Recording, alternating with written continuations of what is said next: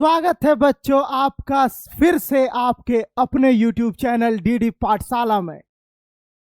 तो आज आज मैं आप लोगों से एक वादा करता हूं कि आज का वीडियो आप लोगों के लिए 10 नंबर पक्के करेगा। और अगर नहीं हुआ तो आप कमेंट में बताइएगा कि इससे 10 नंबर पक्के हुए या ना हुए। तो याद रखिएगा कि आज का वीडियो आप लोगों के लिए बहुत बहुत बहुत इंपॉर्टेंट होने वाला है, क्योंकि इसमें आज मैं आप लोगों के लिए कवर करने जा रहा हूं report, letter to editor, job application. ये तीनों एक ही वीडियो में मैं कवर करूंगा। तो बिना समय बर्बाद किए तैयार हो जाइए। Get ready with your pen and paper, start किया जाए क्लास को। ये देखिए, आज का क्लास जो होगा आप लोगों का वो होगा राइटिंग सेक्शन का, जिसमें हम लोग क्या क्या पढ़ेंगे, लेटर टू एडिटर पढ़ेंगे, जॉब एप्लीकेशन पढ़ेंगे और रिपोर्ट पढ़ने वाले हैं, जो कि चाहे जैक बोर्ड हो या सीबीएसई बोर्ड हो, दोनों बोर्ड के लिए बिल्कुल रेलेवेंट होने वाला है। तो आइए स्टार्ट करते हैं विथ फॉर्मल लेटर। ठीक है, तो देखिए फॉर्मल लेटर में हम लोगों को 3 चीज पढ़ना है। फॉर्मल में कितने चीजें पढ़ने हैं हमें? 3। सबसे पहला हमें पढ़ना है job application, letter to editor और लेटर टू ऑफिशियल्स। ठीक है, तो देखिए चाहे वो जॉब एप्लीकेशन हो, चाहे आपका एडिटर हो या ऑफिशियल हो, तीनों का तीनों फॉर्मल में आते हैं। और फॉर्मेट जो है अप्रोक्सीमेटली तीनों का लगभग लगभग सेम रहता है, बस थोड़ा सा अंतर होता है। ठीक है, तो आइए हम लोग पहले फॉर्मेट से स्टार्ट करते हैं। तो ये देखिए, ये आ गया आपका फॉर्मेट। तो सबसे पहले किसी भी फॉर्मल लेटर को हम लोग अगर लिखते हैं तो फॉर्मल लेटर में हम लोग सबसे पहले क्या लिखते हैं? Sender's address. क्या लिखते हैं हम लोग सबसे पहले? Sender's address. तो हम लोग सबसे पहले क्या लिखते हैं? सेंडर्स एड्रेस लिखते हैं। सेंडर एड्रेस में क्या लिखना होता है हम लोग को? आप जो हैं, आप ही ना सेंड कर रहे हैं लेटर किसी को, तो आपका एड्रेस इसमें लिखाएगा। ठीक है, उसके बाद हम लोग लिखेंगे डेट।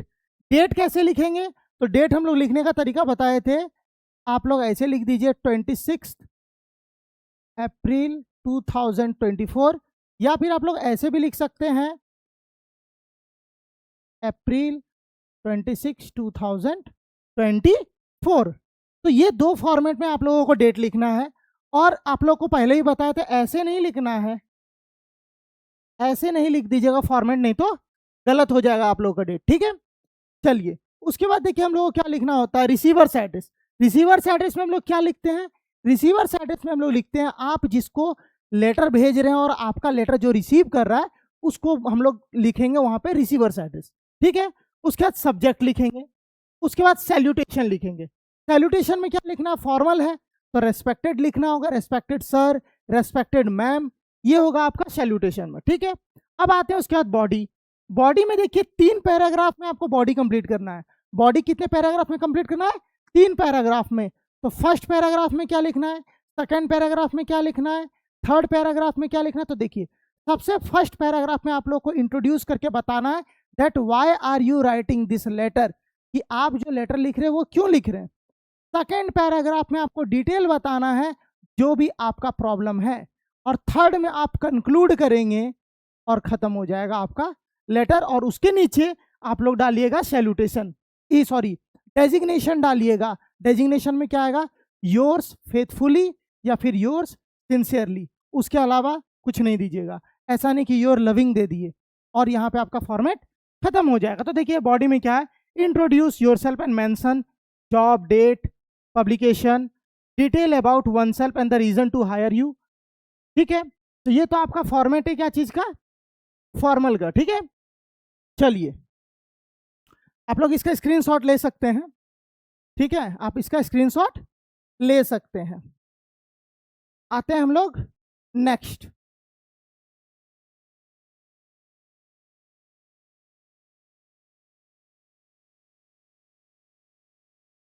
ये देखिए आ गया आपका सबसे पहले लेटर टू एडिटर। क्या है? Letter to editor. एक बात याद रखिए, हम लोग लेटर टू एडिटर कब लिखते हैं आखिर? देखिए जनरली क्या होता है, एडिटर किसको बोलते हैं? न्यूज़पेपर के जो संपादक होते हैं उसको हम लोग एडिटर बोलते हैं। तो एडिटर को हम लोग लेटर तब लिखते हैं जब आपका कोई भी प्रॉब्लम जो है, कंसर्न्ड जो डिपार्टमेंट है वो आपकी बात नहीं सुन रही है, तो आप क्या कीजिएगा? इसलिए आप क्या करते हैं, एडिटर को लिखते हैं ताकि वो पब्लिश कर सके न्यूज़पेपर में, और उसके थ्रू क्या हो, आपका प्रॉब्लम जो है पब्लिक तक पहुंच सके, और साथ ही साथ वो जो अथॉरिटी इस चीज के लिए रिस्पॉन्सिबल है, इस डिपार्टमेंट के इस चीज के लिए, उस तक भी ये बात पहुंच सके और उस पर प्रेशर बने। इसलिए हम लोग क्या लिखते हैं, लेटर टू एडिटर लिखते हैं। तो आइए फॉर्मेट देखते हैं। तो देखिए इसमें भी क्या लिखना है, सबसे पहले सेंडर्स एड्रेस लिखना है, फिर डेट लिखना है, फिर रिसीवर्स एड्रेस लिखना है, उसके बाद सब्जेक्ट लिख देना है। सब्जेक्ट में हम लोग को ज्यादा कुछ नहीं लिखना है। सब्जेक्ट में हम लोग क्या लिखेंगे, देखिए सब्जेक्ट में हम लोग लिखेंगे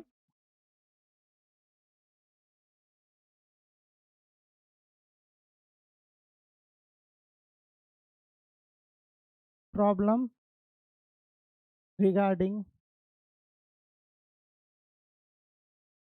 इलेक्ट्रिसिटी, या मान लिया आपका कोई ड्रेनेज प्रॉब्लम है आपके एरिया में, तो वो लिखेंगे। बहुत बड़ा नहीं लिखना है, बहुत बड़ा सब्जेक्ट में नहीं डालना, एकदम लंबा चौड़ा लिख दिए वैसा कुछ नहीं लिखना है, बस इन योर एरिया। आप लोग यहाँ पे माई एरिया कर लीजिएगा, योर एरिया लिख दिए, सैल्यूटेशन लिख दीजिए। उसके बाद देखिए ये जो आपको जो पहला पैराग्राफ में जो लाइन लिखा हुआ है, ये आप लोगों के लिए बिल्कुल रामबाण है। सीधा सीधी जाइए एग्जाम में, सीधा कॉपी पेस्ट कर दिए, कोई टेंशन नहीं। बस बीच का जो बॉडी है आपको लिखना है, थर्ड वाला जैसे है वैसे ही आपको ले आकर के कॉपी पेस्ट मार देना है, कहीं भी गलती नहीं होगी। तो देखिए आप लोगों को बताते हैं इसमें क्या लिखा हुआ है। सबसे पहले को आप लोग को लिखना है कि आप कौन है जो लिख रहा है, I my name, writing this letter to draw your attention to the increasing problem of dash.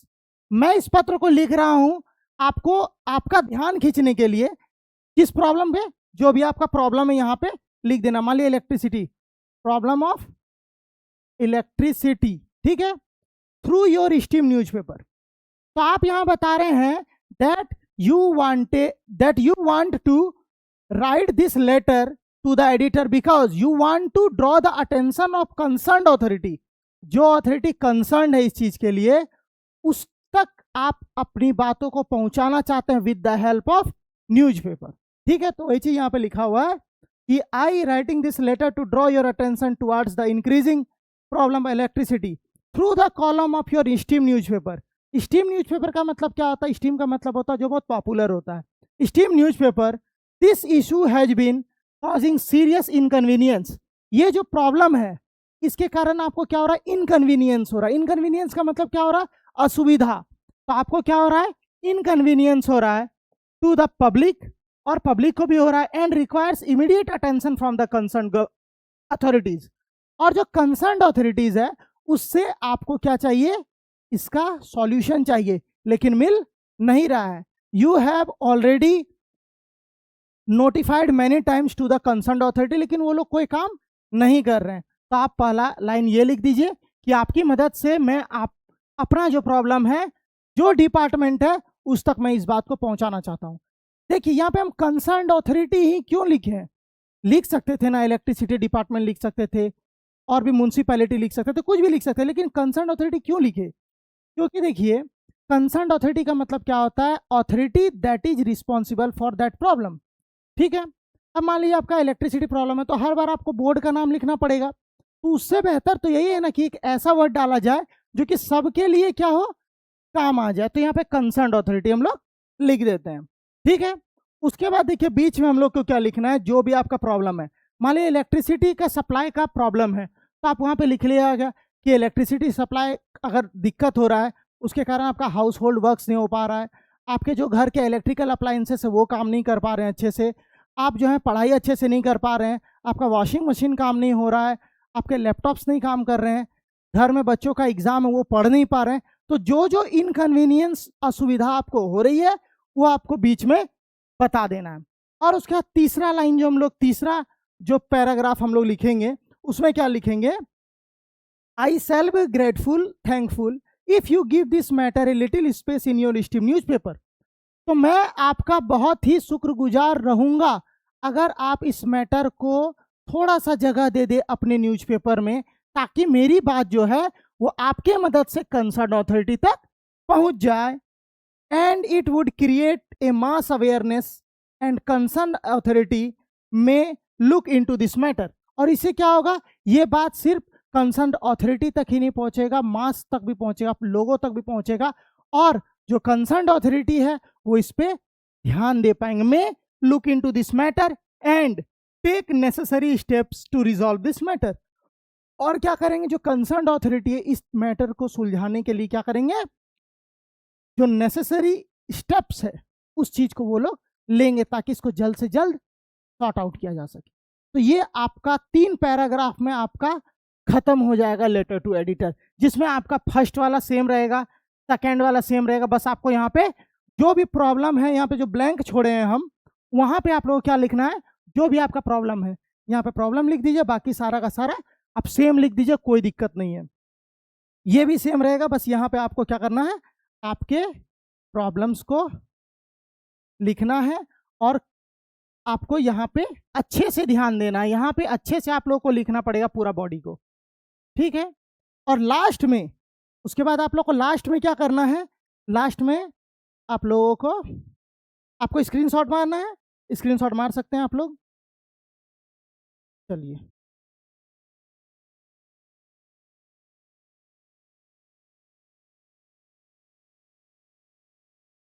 ठीक है। और इसके नीचे आप लोगों को क्या लिखना है, यहाँ पे आप लोगों को लिखना है डेजिग्नेशन, ठीक है। तो यहाँ पे लिखिएगा योर्स फेथफुली और आपका नाम, योर्स फेथफुली और आपका नाम जो कि इस लेटर को लिख रहे हैं। तो यहाँ पे आपका फॉर्मेट लेटर टू एडिटर का समाप्त हो जाता है। अब देखिए क्वेश्चन क्या आया हुआ है एग्जाम में, वो देखते हैं हम लोग, ठीक है। देखिए ये आ गया आपका क्वेश्चन 2024 में पूछा हुआ जैक बोर्ड का सवाल है, ये लेटर टू एडिटर का। तो देखिए क्या है सवाल, write a letter to the editor of the newspaper complaining about the frequent voltage fluctuation and low voltage power supply in your area. आपके एरिया में क्या है बच्चों, आपके एरिया में किसी भी तरह की वोल्टेज प्रॉब्लम है, इलेक्ट्रिसिटी का जो सप्लाई है वो दिक्कत हो रहा है, इरेगुलर सप्लाई है, वोल्टेज में फ्लक्चुएशन हो रहा है। फ्लक्चुएशन का मतलब क्या होता है, कभी ज़्यादा हो जाना, कभी कम हो जाना, और कभी कभी तो हमारे एरिया में सीरीज होता है लाइन। सीरीज होने का मतलब क्या, सिर्फ इंडिकेटर में लाइट आएगा, बाकी बॉल बत्ती सब बंद। तो वैसा ही सीन यहाँ पे। तो आपका नाम क्या है, या तो आपका नाम रीमा है या तो आपका नाम मनोज है। आप कहाँ पे रहते हैं, रोड नंबर 139 में, राजनगर रांची। तो जो एड्रेस आपका दिया हुआ है आपको वही एड्रेस लिखना है। अपने मन से ऐसा नहीं दुमका डेंगाल पड़ा धनबाद बोकारो, कुछ नहीं लिखना है आप लोगों को। आप लोगों को वही लिखना है जो कि आप लोगों के क्वेश्चन में गिवन है। ये बात मेरी ध्यान रखिएगा, ठीक है। तो देखिए मैं आपको इसको लिख करके दिखाता हूं कैसे लिखना है आप लोगों को। सबसे पहले आप लोग को यहाँ पे क्या लिखना है, सेंडर एड्रेस लिखना है। तो सेंडर एड्रेस देखिए क्या लिखा हुआ है, Rajnagar Ranchi road number 139। Sender address में आप लोग लिख लीजिए राजनगर रांची, राजनगर रांची। उसके बाद क्या लिखिएगा, यहाँ पे लिख दीजिए रोड नंबर 139 झारखंड। तो ये जो हम लिखे ये क्या है आपका, ये है आपका सेंडर्स एड्रेस। ये क्या है आपका सेंडर्स एड्रेस, आप भेज रहे हैं तो ये आपका एड्रेस लिखा गया। और एड्रेस लिखने के बाद क्या लिखिएगा, यहाँ पे डेट, डेट लिख दीजिए।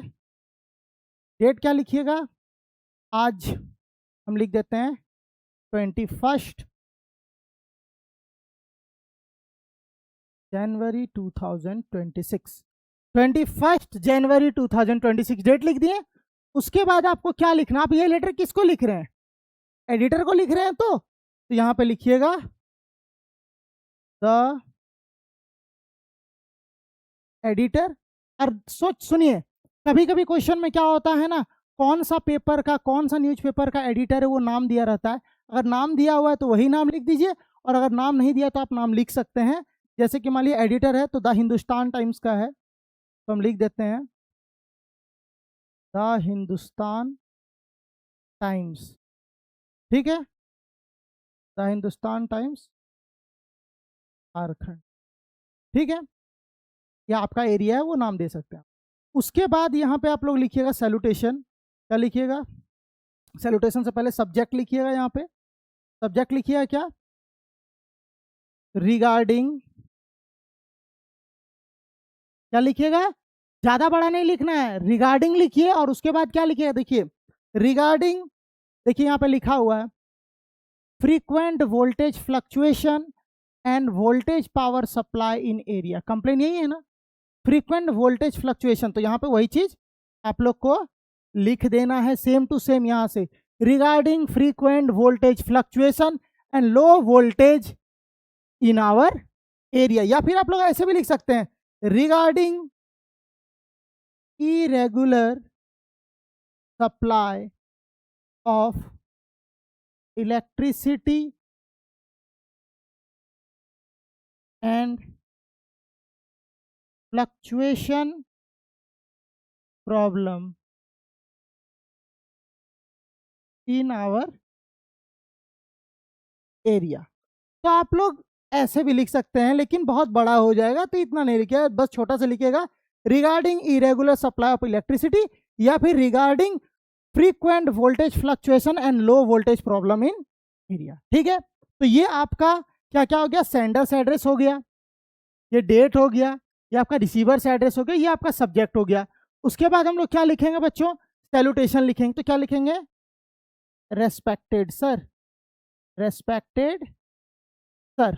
ठीक है, एक चीज याद रखिएगा, ये जो सेंडर्स एड्रेस लिखे और डेट लिखे, आप लोग का एग्जाम में जो है वो रूलिंग कॉपी में आने वाला, व्हाइट पेज नहीं आएगा।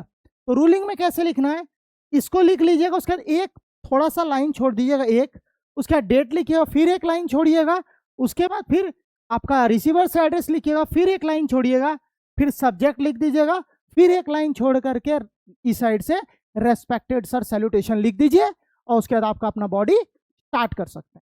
ठीक है, तो इसको आप लोग को लिखना है, आप लोग स्क्रीनशॉट ले सकते हैं। मैं साइड हो जाता हूं। तो उम्मीद है कि आप लोग ले लिए होंगे। हटा देते हैं इस स्लाइड को।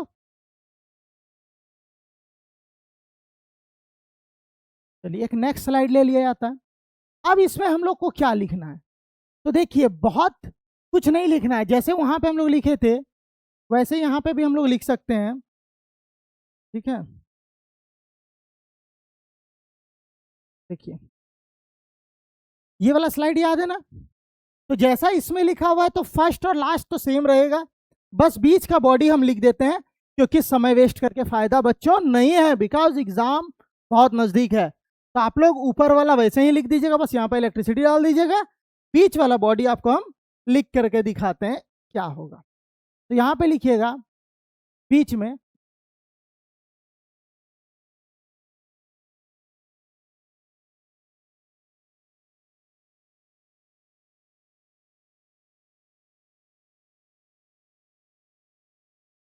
देखिए देखिए क्या लिखेंगे? We have been facing, we have been facing many problems due to bad electricity supply। क्या लिखेंगे? We have been facing problems due to bad electric supply and low voltage in our area। ठीक है, we have complained, we have complained several times। हम लोगों ने बहुत बार complain किया, हम लोगों ने बहुत बार कंप्लेन किया, बट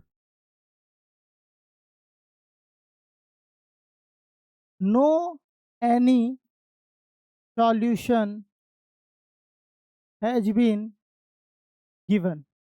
कोई भी सॉल्यूशन हम लोग को दिया नहीं गया है, ये आपका दिक्कत है। और क्या दिक्कत है आप लोग यहां पे लिखिएगा, ड्यू टू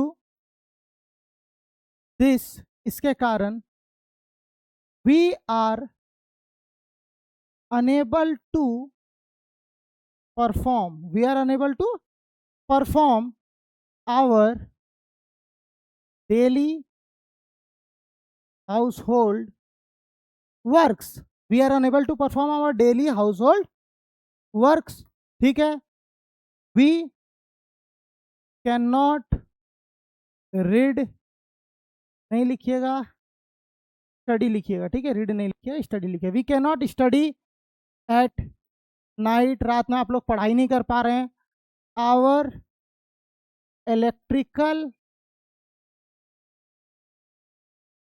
अप्लायंसेस, आपका जो इलेक्ट्रिकल अप्लायंसेस है, जितने भी सामान जो आपके इलेक्ट्रिसिटी से चलते हैं, मैक्सिमम इलेक्ट्रिसिटी से ही ना चलता है.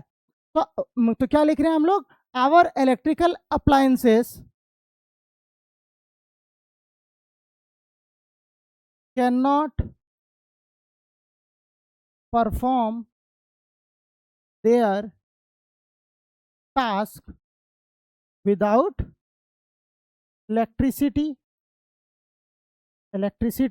ठीक है. तो और भी आपको क्या क्या प्रॉब्लम हो सकता है, आपको और क्या प्रॉब्लम हो सकता है, सोचिए. आपका लैपटॉप नहीं चार्ज हो सकता है, और क्या हो सकता है, मोटर से पानी नहीं उठ सकता है, और क्या हो सकता है, वॉशिंग मशीन नहीं काम कर सकता है. तो जो भी आपको प्रॉब्लम है, तो आपको प्रॉब्लम यहाँ पे लिख देना है, ठीक है.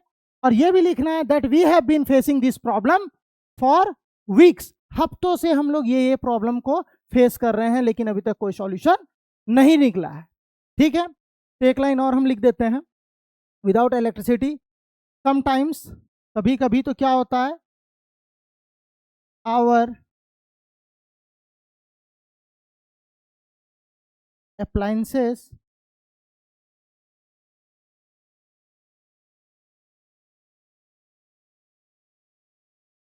stopped working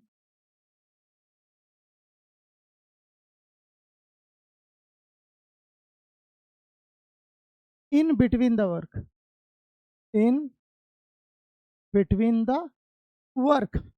आप लोग काम कर रहे हैं, मान लीजिए बहुत सारे बच्चे होते हैं ट्रेडिंग करते हैं, बहुत कोई कुछ कर रहा है, मान लीजिए ट्रेडिंग कर रहा है, आप शेयर खरीद लिए हैं, इंट्राडे कर रहे हैं, और करते करते करते करते जैसे आपका काम होने वाला, फट से लाइन चला गया, कितना दिक्कत होगा, कितना का लॉस लगेगा, समझ लीजिए. तो ये जो जो आप लोग को प्रॉब्लम है, आप लोग को बीच में लिख देना है बस.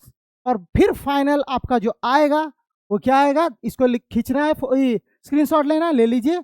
और फाइनल में फिर हम लोग लास्ट में क्या लिखेंगे, देखिए लास्ट में हम लोग को क्या लिखना है, लास्ट में हम लोग फिर से यही लिख देंगे कि I shall be grateful thankful if you give this matter a little space in your steam newspaper so that it would create a mass awareness. और जो कंसर्न अथॉरिटी है वो क्या करेगा, इस पर एक्शन ले सके. इसके लिए I will always be thankful and grateful to you, yours faithfully.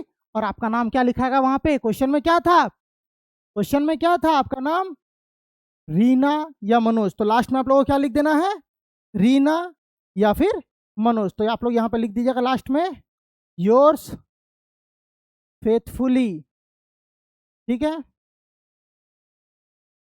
Reena Manoj.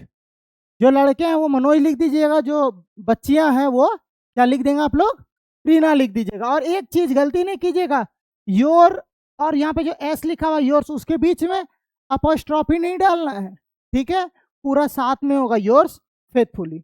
ये आपका लेटर टू एडिटर खत्म हो गया. तो आपका लेटर टू एडिटर का कोई भी सवाल आ जाए, आप बस इस फॉर्मेट को देख लीजिए.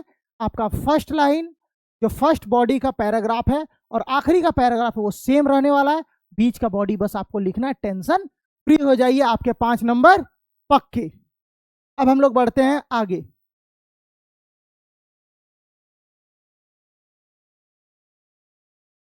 ये देखिए, ये है आपका जॉब एप्लीकेशन. क्या है आपका जॉब एप्लीकेशन. अच्छा आप बताइए जॉब एप्लीकेशन कब लिखते हैं, जनरली जॉब एप्लीकेशन तब लिखते हैं जब एडवर्टाइजमेंट वगैरह आता है और पता चलता है कि हाँ इस जॉब का रिक्वायरमेंट है और आप इसके लिए एलिजिबल है, तो आप डाल सकते हैं. तो आप किसी भी चीज़ में अप्लाई करते हैं तो जो आप एप्लीकेशन देते हैं वो होता है जॉब एप्लीकेशन. क्या होता है, जॉब एप्लीकेशन होता है, ठीक है. चलिए तो देखिए जॉब एप्लीकेशन में भी वैसा ही रहेगा, sender's address, date, receiver's address. Subject देखिए इसका कैसे लिखते हैं, मैं लिख देता हूं आप लोगों के लिए। सब्जेक्ट लिखिएगा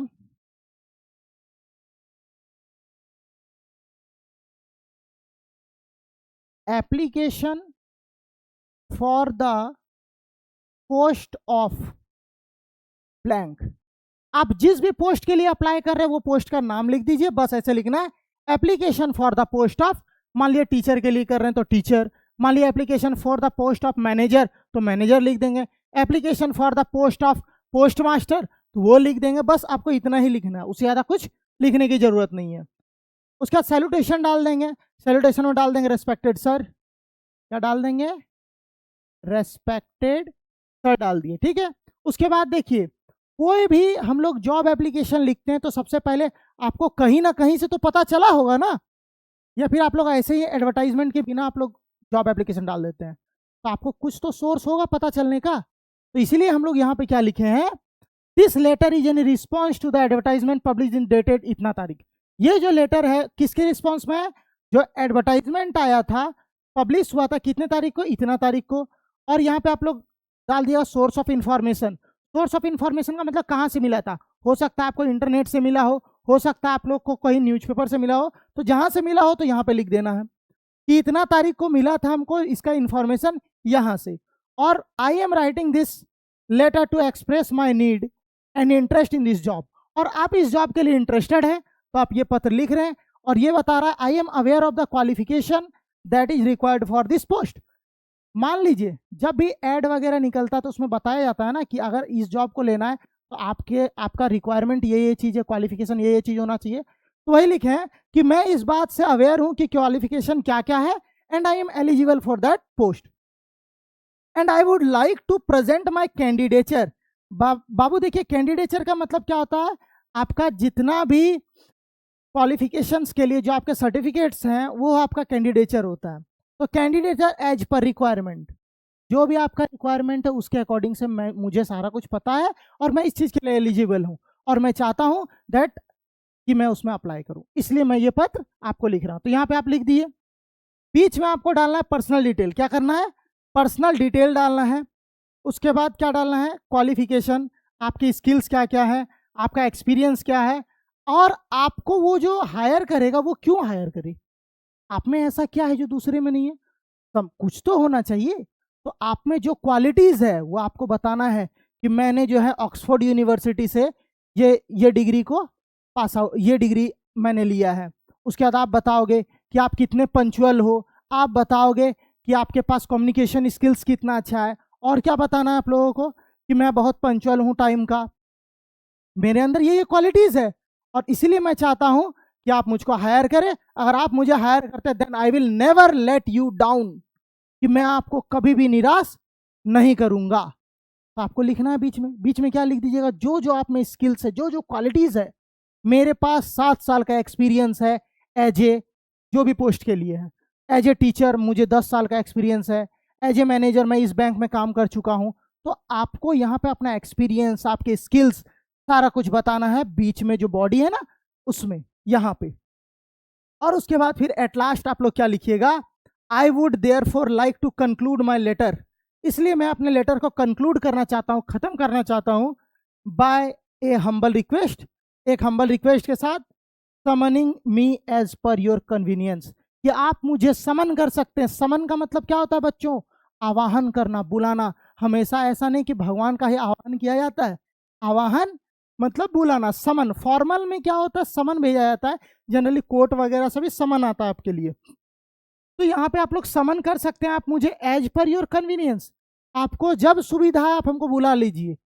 मतलब क्या आप बता रहे हैं कि हम आपके प्रति हमेशा तैयार है आपके लिए, आप बुलाइए हम पहुंच जाएंगे। तो इसका मतलब क्या 12 बजे रात में फोन कर दिया पहुंच जाइएगा, ऐसा नहीं ना हो सकता है। तो जब भी आपको सुविधा है, इट मीन्स क्या दिन में जब भी है तो आप बुला लीजिए। आई अश्योर यू दैट, मैं इस चीज का आपको आश्वासन देता हूं, सुनिश्चित करता हूं, that I am looking forward for your favourable response, और मैं आपके फेवरेबल रिस्पॉन्स के आशा में हूं कि आपके तरफ से कैसा रिस्पॉन्स है, पॉजिटिव रिस्पॉन्स आना। ठीक है, तो ये आप लोग लिख दिए। उसके बाद नीचे में लिखिएगा योर्स फेथफुली और आपका यहाँ पे नाम आ जाएगा। यहाँ पे क्या आ जाएगा? आपका नाम आ जाएगा। ठीक है, तो ये आपका जॉब एप्लीकेशन हो गया। इसके नीचे भी आप लोग को लिखना है। इसके नीचे क्या लिखना है देखिए, आपको दिखाते हैं। इसके नीचे क्या लिखना है आप लोगों को? आपका बायोडाटा। क्या लिखना है? बायोडाटा लिखना है और एकेडमिक क्वालिफिकेशन लिखना है कि आप लोग ने क्या क्या किया है। बायोडाटा में एज वगैरह सारा कुछ, बिना एज पता किए कैसे होगा? तो ये आप लोग स्क्रीनशॉट ले लीजिए फटाक से। चलिए देखिए, उसके बाद आप लोग का ऐसे बायोडाटा तैयार हो जाएगा। बायोडाटा लिखिएगा, यहाँ पे आपका अपना नाम होगा, आपके फादर का नाम होगा, ठीक है, आपका अपना नाम, father's name, date of birth, address, age, contact number, email ID, nationality, marital status, शादीशुदा है या नहीं है, ये सारा कुछ आपको बायोडाटा में फिर नीचे करके लिखना होगा। उसके बाद और क्या होगा?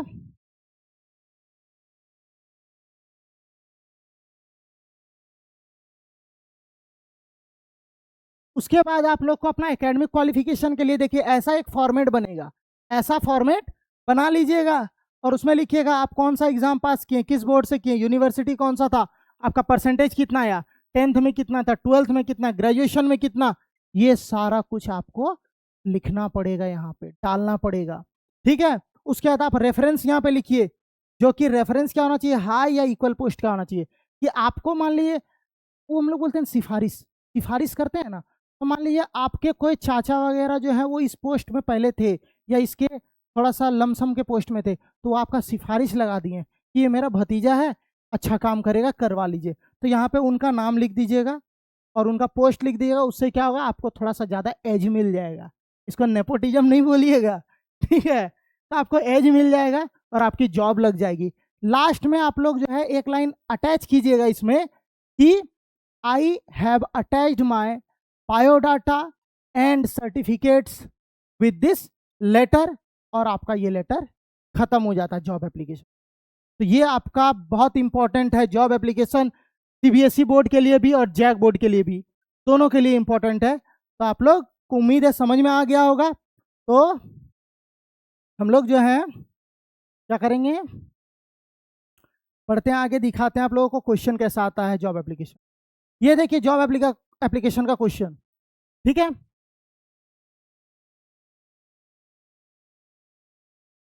क्या लिखा हुआ? Write an application for the job of assistant professor in English in Saint Joseph school New Delhi with a biodata you are Arun, और कौन है? करुणा। तो आपका नाम या तो अरुण है या तो करुणा है। आपको एक जॉब एप्लीकेशन लिखना है, क्या चीज के लिए? आप as a assistant professor apply करना चाहते हैं संत जोसेफ कॉलेज में, संत जोसेफ कॉलेज में। तो आपको एक बायोडाटा के साथ आपको जॉब एप्लीकेशन लिखना है। तो आप कैसे लिखिएगा? आपको तो फॉर्मेट बता दिए हैं कैसे लिखना है। फॉर्मेट आप लोगों को दिखाते हैं फिर से आप लोगों को हम। ये आ गया जॉब एप्लीकेशन, यहाँ पे ये लिख दिए सेंडर्स एड्रेस। अब देखिए क्वेश्चन में क्या था ना, सेंडर्स एड्रेस नहीं दिया हुआ है, सेंडर्स एड्रेस तो नहीं ना दिया हुआ है, तो आप अपने मन से सेंडर्स एड्रेस डाल सकते हैं, कोई भी दिक्कत नहीं। आप अपने मन से सेंडर्स एड्रेस डाल दीजिए, जैसे कि आप लोग लेटर टू एडिटर में डाले थे। सेंडर्स एड्रेस डाल दीजिए। लिखिए, हम जैसे एक सेंडर्स एड्रेस लिख देते हैं आप लोगों के लिए। एक सेंडर्स लिख दीजिए ऐसे,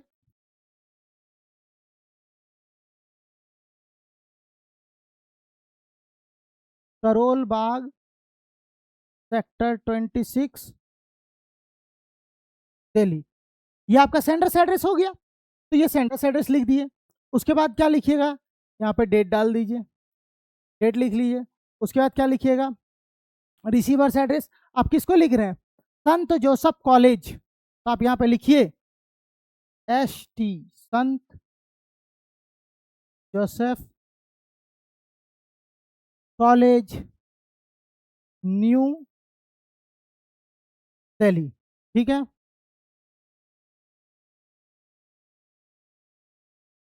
ठीक है ना? देखिए, तो ऐसे करके लिख दीजिए। ये आपका हो गया सेंडर्स एड्रेस, ये हो गया आपका डेट, ये आ गया आपका रिसीवर्स एड्रेस, लिख दिए। उसके बाद आप लोग क्या लिखिएगा? यहाँ पे लिखिए सब्जेक्ट। सब्जेक्ट बता दिए थे कैसे लिखना है। Application for the post of, क्या हो जाएगा यहाँ पे? Assistant professor in English. क्या लिखिएगा? Application for the post of assistant professor in English. Assistant, sorry,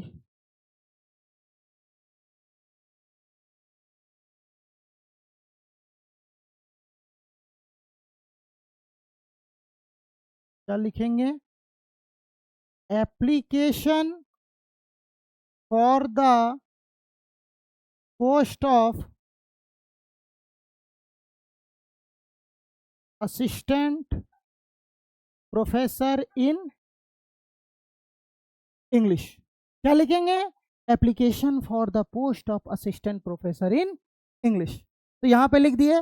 उसके बाद फिर हम लोग यहां पे लिखेंगे रेस्पेक्टेड सर। क्या लिखेंगे? Respected sir.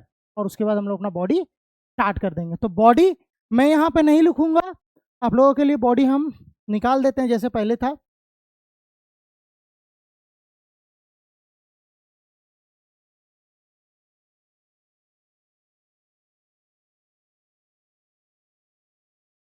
देखिए, ये फिर से आ गया आप लोगों का फॉर्मेट।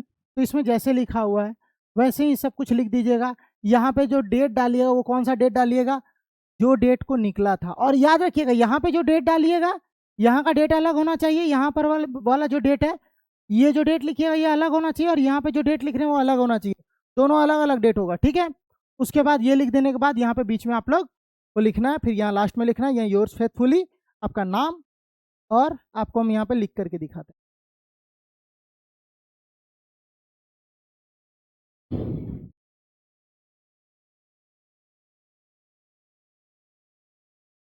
ये लिखते हैं, I have completed my I have completed my graduation with, यहाँ पे डैश कर देते हैं, यहाँ पे यूनिवर्सिटी लिख देते हैं। आप जिस यूनिवर्सिटी से पास किए वो यूनिवर्सिटी का नाम लिख दीजिए कि I have completed my graduation with this university. आपने एमए किया, जो भी किया, उसके बाद लिखिए यहाँ पे I am good at communication and have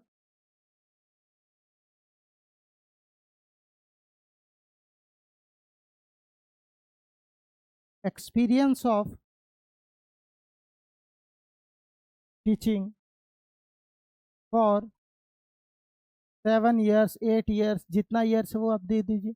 अब देखिए एक चीज आदमी को कंफ्यूजन हो जाता है क्या, अगर यहाँ पे असिस्टेंट प्रोफेसर के लिए बोला है तो उसी के अकॉर्डिंग से आप अपना क्वालिफिकेशन दीजिए। ऐसा नहीं कि प्रोफेसर के लिए बोले, आप बता रहे हैं कि हमको कंप्यूटर चलाना आता है, हमको क्रिकेट खेलना अच्छा लगता है, वो नहीं बताना है। अगर आपका रिक्वायरमेंट जो रहेगा उसी के अकॉर्डिंग से आप लोग अपना बॉडी में सब कुछ लिखिएगा। जैसे यहाँ पे असिस्टेंट प्रोफेसर है, तो असिस्टेंट प्रोफेसर इन इंग्लिश है, तो उसको क्या बताना होगा कि आप एक बहुत अच्छे यूनिवर्सिटी से पास आउट किए गए, आप ग्रेजुएशन किए, एमए किए, डॉक्टरेट किए हैं, वो लिखना है आपको। उसके बाद क्या लिखना है कि मैं बहुत अच्छा हूँ, कम्युनिकेशन स्किल है, तब ना आप बच्चे को समझा पाइएगा। आपका कम्युनिकेशन स्किल अच्छा नहीं तो आप कैसे समझाइएगा? आप मोर देन 2 3 4 लैंग्वेजेस जानते हैं, ताकि क्या होगा, आप डाइवर्सिटी ऑफ स्टूडेंट्स को आप क्या कर सकेंगे, समझा सकेंगे। ये लिखिएगा। उसके बाद बताइएगा कि हम बहुत ज़्यादा पंचुअल हैं, आई एम वेरी पंचुअल। बहुत फ्रेंडली भी हो जाते हैं समटाइम्स, बच्चों को समझाने के लिए आपको एक फ्रेंड बनना पड़ता है। तो वैसे जैसे खान सर हैं, बच्चों को समझाते भी हैं दोस्त जैसा। तो यहाँ पे आप लोग ये सब लिख दीजिएगा। उसके बाद और एक चीज़ आप लोग को यहाँ पे क्या ऐड करना है, आप लोग को लिखना है यहाँ पे कि अगर आपने मुझे मौका दिया तो मैं आपको निराश नहीं करूंगा, आई will never let you down. ठीक है, तो ये आप लोग देखिए, मैं तो यहाँ पे कम लिखा हूँ, और ज़्यादा बोलियोगे तो हम लिख देते हैं। रुक जाइए एक सेकेंड।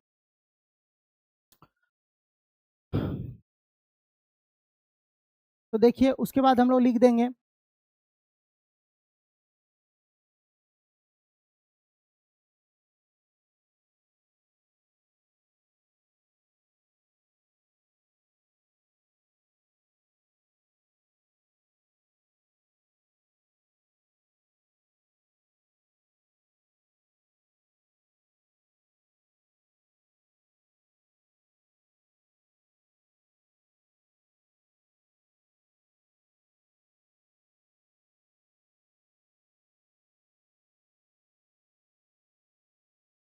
देखिए बाबू लोग क्या लिखे हैं यहाँ पे, I am good at making someone understand the complex things in very easy way.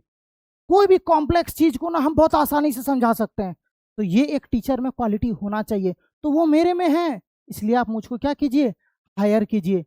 ये सब आप लोगों को बीच में बॉडी में लिखना है 5 से 6 लाइन, उसके बाद कोई दिक्कत नहीं है, बाकी ऊपर सेम नीचे सेम, टेंशन फ्री हो जाइएगा आप लोग। ठीक है, तो क्या कोई दिक्कत है? नहीं ना, चलिए ठीक है।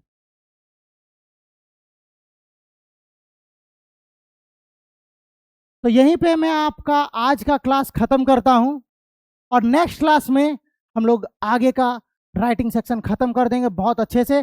तब तक के लिए जुड़े रही डीडी पाठशाला के साथ।